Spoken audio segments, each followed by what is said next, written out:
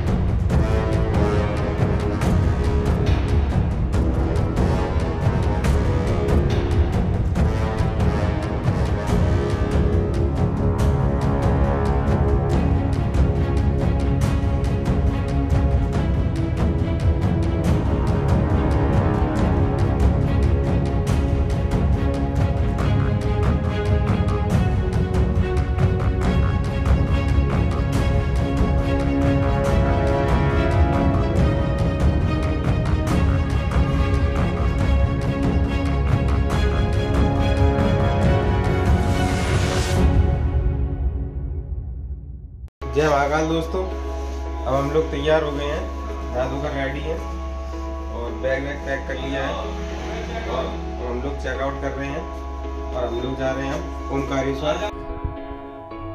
तो बैग लेकर हम लोग निकलते हैं होटल से बाहर और चलते हैं बस स्टैंड की तरफ।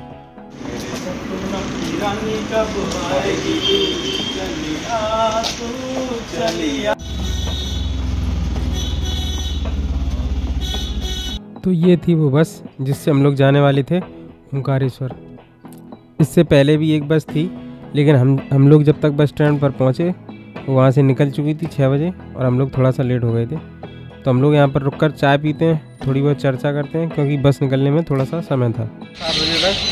और ये जो आकाश देख रहे हैं ना, बादल लालामी चाहिए, सूर्योदय का पहले का नज़ारा है। उज्जैन की सुबह सुबह का नज़ारा देखिए, एकदम लालामी चाहिए। तो चलते हैं अंदर बस की तरफ और बैठते हैं सीट पर। हम लोग बैठ गए अपनी सीट पर और आगे की तरफ बैठ गए। बस से नीचे उतर गए हैं, कुछ देर यहाँ बस रुकेगी, नाश्ता। हम लोग आ गए हैं ओमकारेश्वर और यहाँ पर हम लोग रुके हैं एक धर्मशाला के अंदर। तो यहाँ पे हमने एक रूम ले लिया है 300 रुपये के अंदर।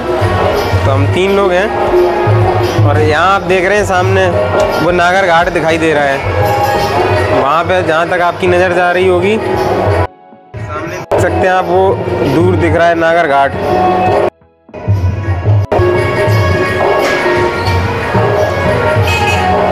और ये सामने वो रहा डैम, ओमकारेश्वर डैम। जय ओमकारेश्वर महादेव की। मित्रों, ओमकारेश्वर ज्योतिर्लिंग 12 ज्योतिर्लिंगों में से चौथे नंबर पर आता है।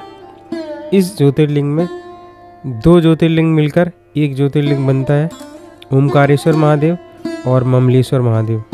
दोनों मंदिर अलग अलग हैं। यहाँ पर आने के बाद में बहुत ही सुखद अनुभव होगा। यह नर्मदा मैया के तट पर बसा हुआ है। ओमकारेश्वर एक टापू पर बसा हुआ है।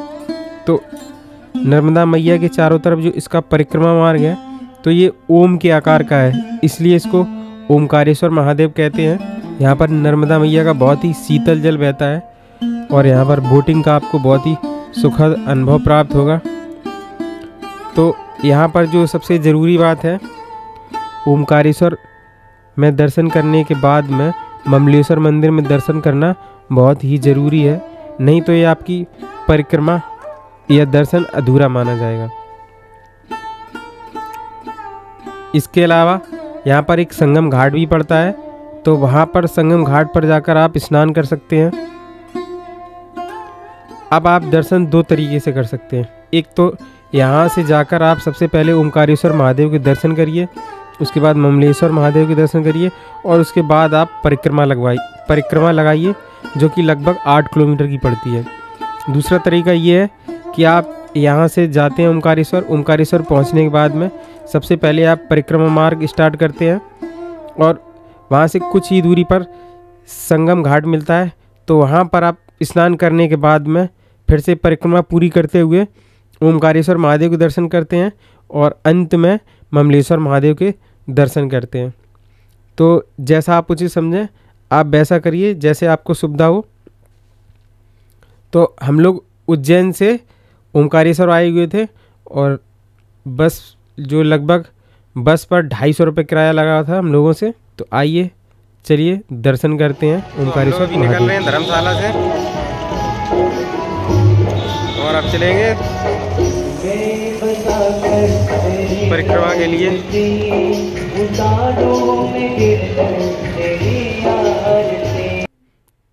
तो हमारी जो धर्मशाला थी वो बिल्कुल जेपी चौक के सामने ही थी।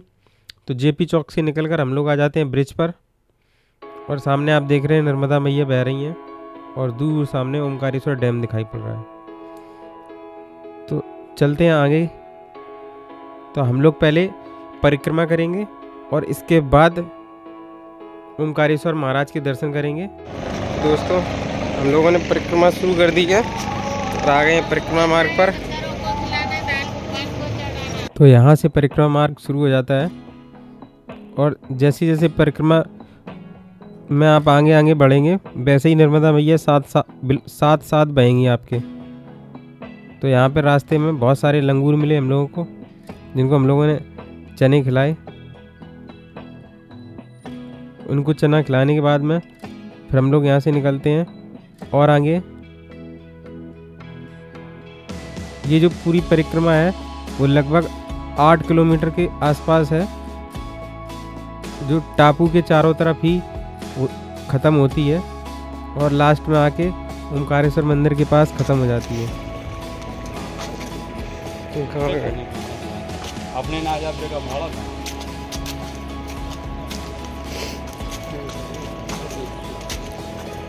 यहाँ पे काफ़ी सारे लंगूर बैठे हैं परिक्रमा मार्ग में। ये है पहला मंदिर परिक्रमा मार्ग पर, केदारेश्वर। काफ़ी प्राचीन मंदिर है। तो ये रही नर्मदा मैया। यहाँ पे आप पानी का शोर सुन सकते हैं। यहाँ पे एक ब्रिज बन रहा है, अभी बना नहीं है, और उसके सपोर्ट में एक और हाफ ब्रिज बनाया हुआ है। पानी ऊपर होने पे निकल जाए, गाड़ी भी निकल जाए। यहाँ पर लगभग हम लोग 1.5 किलोमीटर परिक्रमा पार कर लेते हैं और हम लोग पहुँच जाते हैं संगम घाट के पास में। यहाँ पर एक दुकान में पता करते हैं तो बताती हैं ऋणमुक्तेश्वर मंदिर में गीली दाल चढ़ाई जाती है। हम लोग वहाँ पर इस दुकान पर वहाँ से सामान खरीदते हैं, दाल और कपड़ा वगैरह। तो आप खुद ही सुन लीजिए। ये 1.25 पाव दाल है ना, आवाज आ रहा है कि नहीं? गीली करके लाना यहाँ से संगम से। हाँ बोलिए। 2 नदी के संगम से गीली करके लाना। यहाँ ऋणमुक्तेश्वर मंदिर है, यहाँ चढ़ती है दाल। जो भी अपना ऋण है ऋण से मिलती दाल चढ़ाने से। और ये नर्मदा नदी का श्रृंगार वगैरह, नारियल वगैरह, ये पूजा यहीं होती है? ये पूजा दीपक, नारियल, सुआ, प्रसाद यहाँ चढ़ता है। और जल भी यहाँ से भर के लेना है तो तभी रखिए, ले जा सकते। तो अभी हम लोग पहुँच गए हैं संगम घाट पर मनीष और पंकज के साथ। साथ में है पूजा का सामान। तो अब नहाएंगे, चल के करेंगे स्नान। इसके बाद जाएंगे ऋणमुक्तेश्वर मंदिर।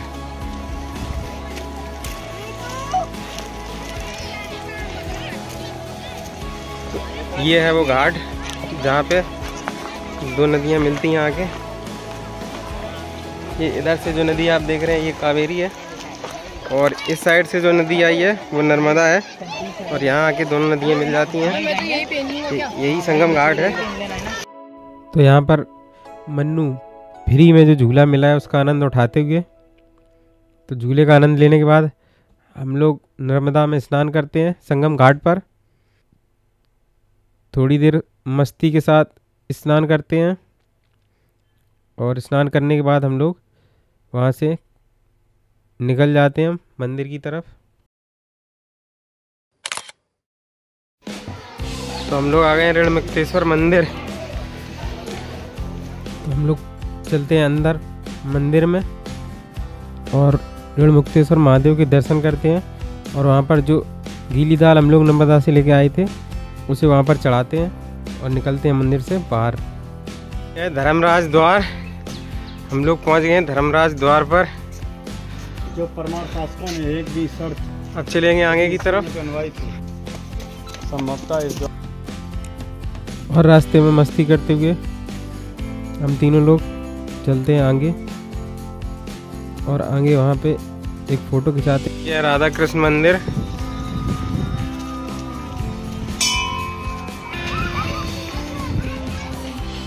इसके बाद पहुँचते हैं हम लोग गौरी सोमनाथ मंदिर। ये एक प्राचीन मंदिर है।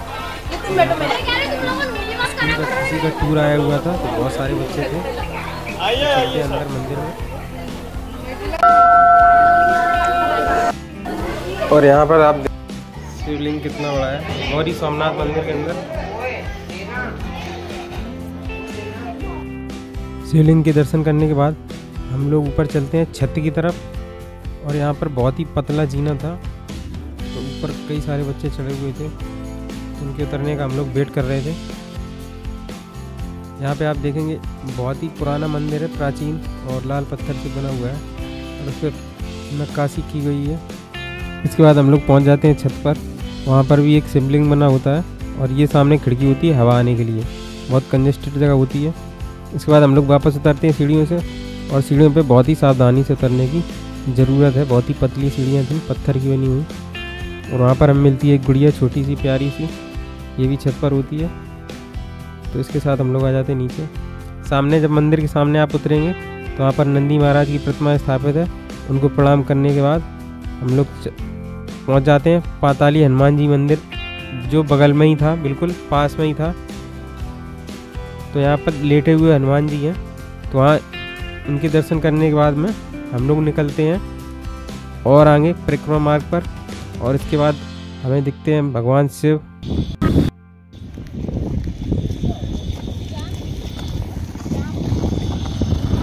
यहाँ पे देख सकते हैं आप आदि गुरु शंकराचार्य की मूर्ति बन रही है, जो लगभग 108-9 फीट की है। और अगर विद बेस की बात करी जाए तो लगभग 200 फीट की है। अगर केवल मूर्ति की बात करी जाए तो 108 फीट की है। तो अब इसके आगे चलते हैं परिक्रमा मार्ग में। चांद सूरज गेट पर, ये रहा सामने चांद सूरज गेट। बोलो राम राम राम।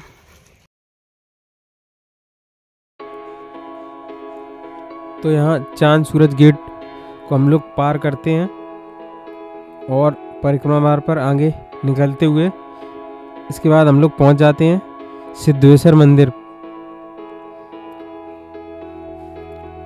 सिद्धेश्वर मंदिर जिसे औरंगजेब ने तोड़वा दिया था, तो आज भी ये मंदिर वैसा ही आपको देखने को मिलेगा, टूटा हुआ है।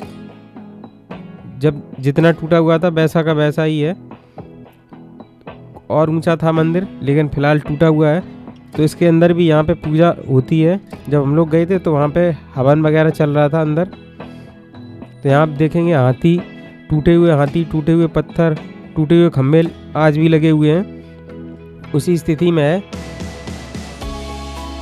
औरंगजेब ने अपने शासनकाल में इसको तोड़वा दिया था, तब से ये ऐसा ही है। इसके बाद हम लोग चलते हैं और आगे और पहुंच जाते हैं ओंकारेश्वर डैम के पास। यहाँ से डैम जो है बहुत ही पास नज़र आने लगता है, काफ़ी करीब होते हैं हम लोग यहाँ से डैम के। लेकिन डैम तक नहीं पहुँचते हैं, डैम के पहले ही हम लोग वहाँ से टर्न ले लेते हैं और घूम जाते हैं ओंकारेश्वर मंदिर की परिक्रमा पथ पर।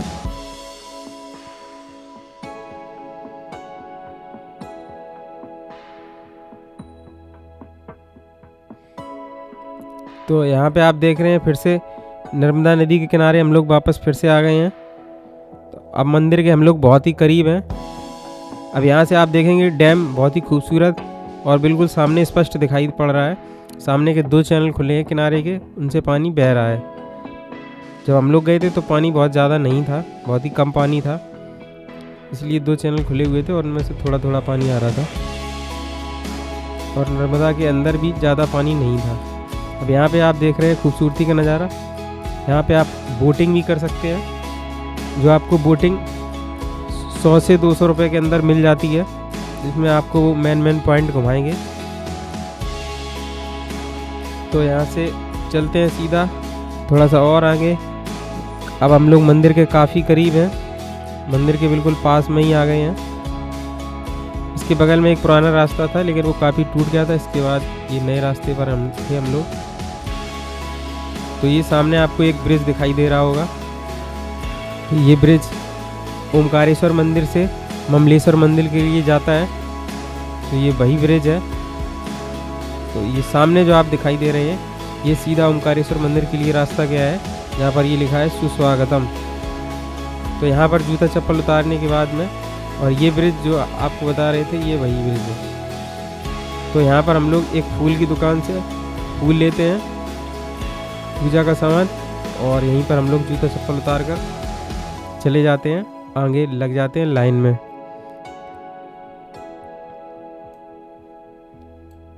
और बहुत ज़बरदस्त भीड़ थी लाइन के अंदर, क्योंकि यहाँ पे VIP पास भी चलता है। यहाँ की जो अव्यवस्था मुझे लगी जहाँ तक, तो वहाँ पे क्या है कि पैसे लेके आपको अंदर लाइन में डायरेक्ट ले जाएंगे और दर्शन करवा देते हैं। वो उल्टा लेके जाते हैं, जिस लाइन से आप निकलेंगे बाहर उसी लाइन में अंदर एंटर करवाते हैं, जिससे क्या है भीड़ बनी रहती है। तो ये अंदर का हॉल है, और हम लोग चढ़ गए थे ऊपर जीना में, तो वहाँ पे देख सकते हैं आप भीड़, बच्चे भी काफ़ी थे जो परेशान हो रहे थे क्योंकि वहाँ बहुत ज़्यादा भीड़ थी अंदर। तो सामने आप देख रहे हैं यहाँ पे स्क्रीन लगी हुई है LED TV, जिसमें आप यहाँ से दर्शन कर सकते हैं, क्योंकि अंदर वहाँ पे मंदिर के सामने कैमरा नहीं चलाने देते हैं। तो LED स्क्रीन में आप देख सकते हैं, वहाँ से दर्शन कर सकते हैं। तो लाइन में धीरे धीरे लाइन में चलते हुए हम लोग चलते हैं और आगे थोड़ा सा। तो फाइनली यहाँ पर ओमकारेश्वर महाराज के दर्शन करने के बाद हम लोग निकलते हैं वहाँ से, और देखते हैं शाम हो जाती है। तो वहाँ पे बाहर की तरफ आप देखेंगे तो बहुत ही खूबसूरत नज़ारा दिखाई देता है। सामने आप देख पा रहे होंगे जैसे जैसे शाम होती है वैसे वैसे वहाँ पर खूबसूरती और नज़र आती है। यहाँ पे देख रहे हैं आप ब्रिज को पार करने के बाद हम लोग चलते हैं ममलेश्वर महादेव की तरफ, उनके दर्शन करने मंदिर में। तो अभी हम लोग मार्केट की तरफ हैं। मार्केट को पार करते हुए हम लोग पहुंच जाते हैं ममलेश्वर महादेव के पास, मंदिर के पास। ओमकारेश्वर के दर्शन करने के बाद ममलेश्वर महादेव के दर्शन करना बहुत ही ज़रूरी है, क्योंकि इन दोनों ज्योतिर्लिंगों को मिलाकर एक ज्योतिर्लिंग माना गया है। तो ये है ममलेश्वर महादेव का मंदिर। तो यहाँ पर हम लोग फूल पत्ती लेके, कमल का फूल और गंगा जल लेके चलते हैं आगे मंदिर की तरफ।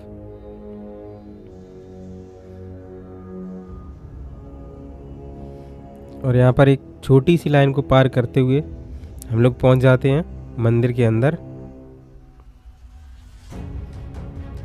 ये है ममलेश्वर महादेव। तो वहाँ जल चढ़ाने के बाद में हम लोग वहाँ से निकलते हैं बाहर। और ये है घाट का नज़ारा, गौमुख घाट का नज़ारा, यहाँ से आप देख सकते हैं।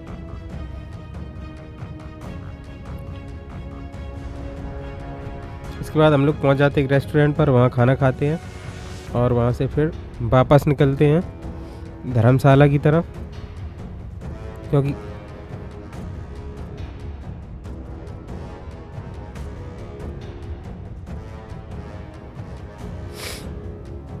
और वापस आ जाते हैं हम लोग JP चौक पर। तो ये JP चौक है जहाँ से हम लोग निकले थे, और ये है धर्मशाला, राजपूत धर्मशाला। तो वापस आ जाते हैं हम लोग अपने रूम पर,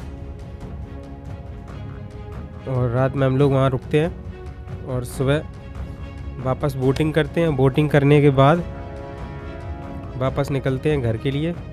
तो इसके बाद एक वीडियो और है अगले दिन की, तो उसे आप देखना ना भूलें।